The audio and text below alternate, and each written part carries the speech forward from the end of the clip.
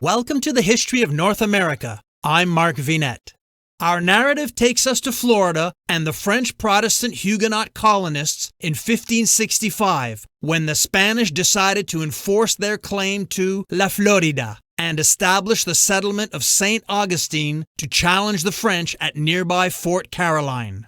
French Florida was a colonial territory established by French Huguenot colonists in what is now Florida and South Carolina between 1562 and 1565.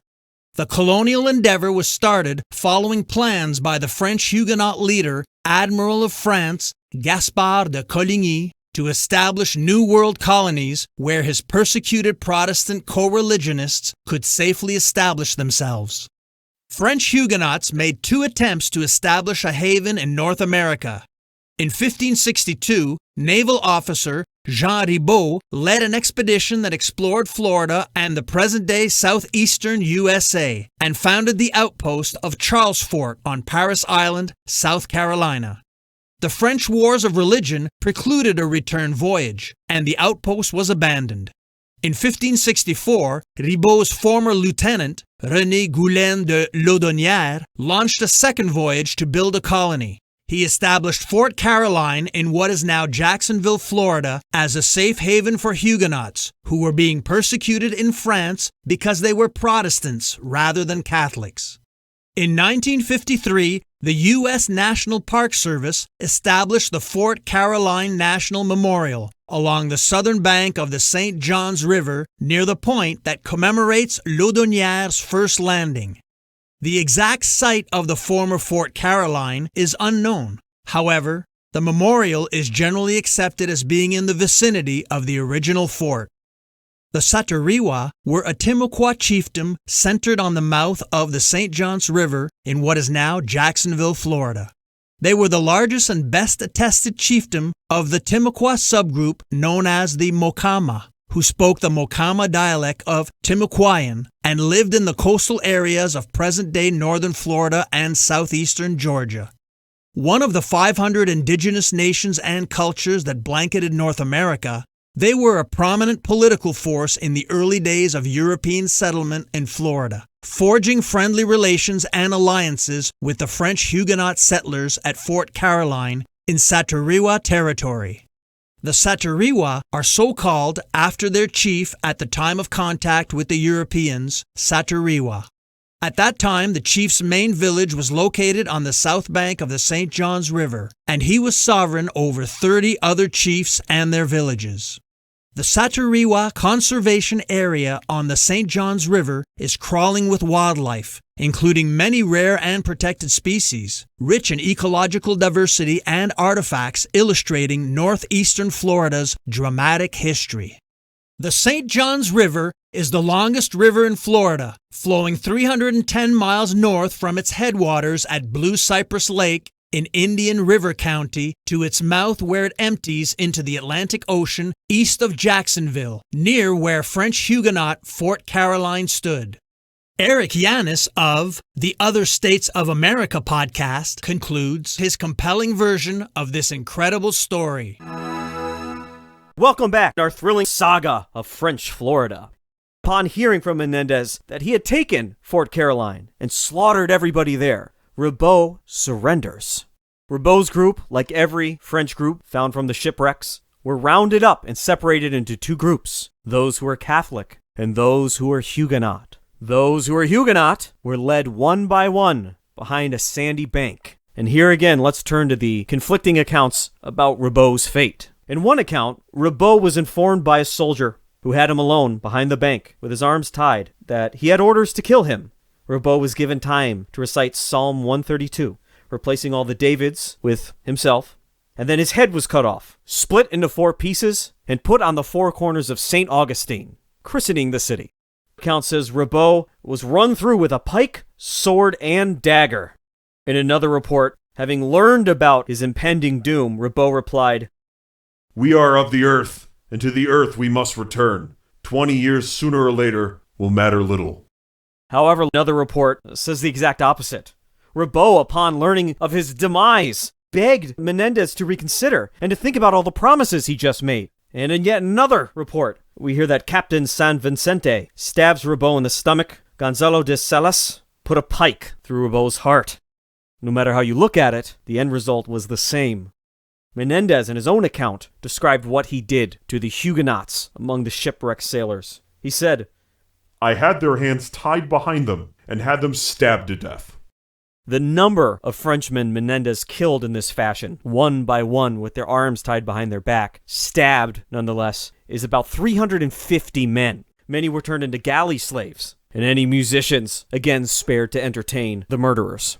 Menéndez himself would organize an effort to capture every Frenchman he could, finding many living among the natives who couldn't be coaxed into surrendering to them, and having them sent off as galley slaves, or murdered right there on the spot.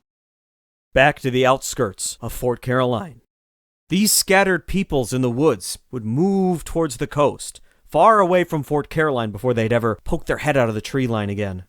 We have Laudonnière, who's wounded, but alive, and estimates about 50 to 60 other people made it out to the front of the St. Johns River along the coast, hoping that some French ships were there to rescue them. They were desperate, but they knew that the Spanish force had been overland. Perhaps there were still some French ships anchored right off the coast. And this is when Jacques Ribault picks them all up. This small group, 50 to 60 people, out of the hundreds of Frenchmen who are dumped off here, make their way back to France. The de facto leaders, Jacques Ribault and Laudonnière, used all their parts and all the boats they had to make 3 strong boats, with cannon and everything they would need to make it back across the ocean. Racing to do so, as the Spanish, of course, were lurking everywhere. They loaded their ships with what they report as swampy water and moldy bread, and they head out. The 3 ships become separated in a storm, one of which is pursued by a Spanish ship. The Spanish ship was so intent on catching up and taking the French over that the French had to fire at it again and again, fill it full of so many cannonballs and shot that blood began running out of the Spanish scupper holes, and only then did they back off. One of the ships, named the Pearl, made it back to France, and the colonists became sick even after returning, many of whom died in the weeks following. Laudonnière, on a ship called the Greyhound, ended up in Wales and nearly died after docking from some combination of malnutrition and all the communal diseases that you would find on board a ship in the 16th century. Laudonnière waited about 6 months before returning to France and facing the king and the Queen Mother herself. Of course, his account would paint the Spanish as demons. And this would pile on to the many accounts, including all the widows who returned home to tell these horrible tales of treatment at the hands of the Spanish and the slaughter of their husbands, all in a supposed time of peace with the Spanish Empire. The widows wanted blood. They wanted revenge. And the public, too, wanted blood. They wanted revenge. The French were incensed by the actions of Menéndez, colored in the worst possible way by his bitter enemies who made it back to France. The answer to their pleas would be Dominique de Gourgues, a nobleman and a warrior, a proud Frenchman who had at one point been captured by the Spanish and turned into a galley slave, a harsh and menial task far below his rank. Along with most of Spain, a staunch Catholic, but his own feelings towards his neighbors to the south would overwhelm any religious affiliation whatsoever. And he himself actually fought the Huguenots in the First French Civil War of Religion.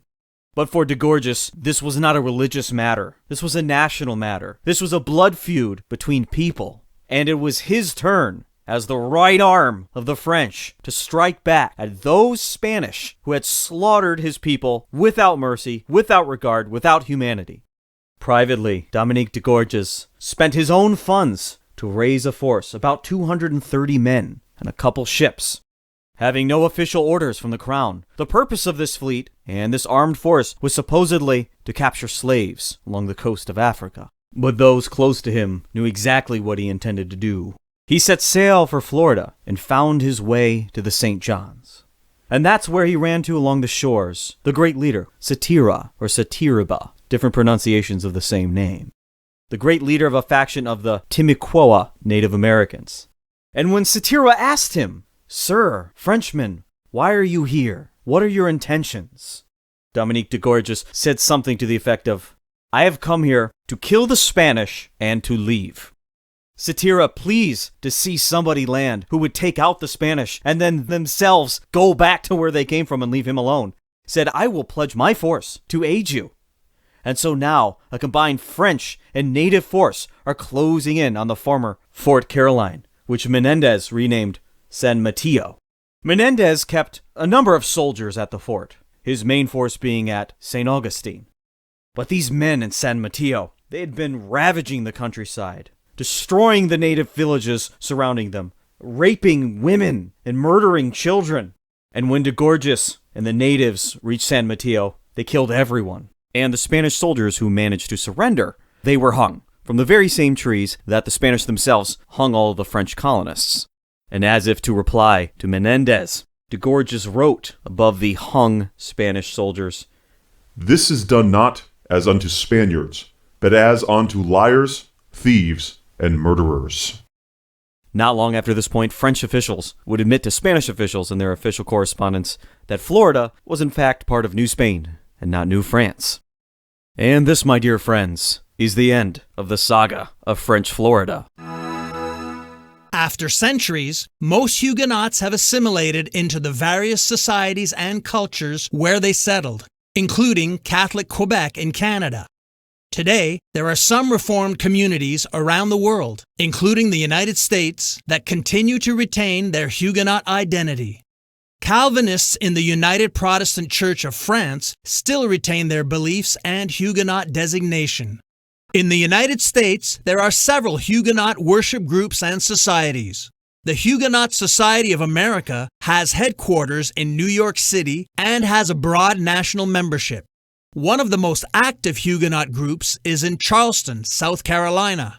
While many American Huguenot groups worship in borrowed churches, the congregation in Charleston has its own church. Although services are conducted largely in English, every year the church holds an annual French service, which is conducted entirely in French. Typically, the annual French service takes place on the first or second Sunday after Easter in commemoration of the signing of the 1598 Edict of Nantes, which granted the Calvinist Huguenot Protestants of France substantial rights in the Catholic nation. I'm Mark Vinet, and I hope you're enjoying the ride.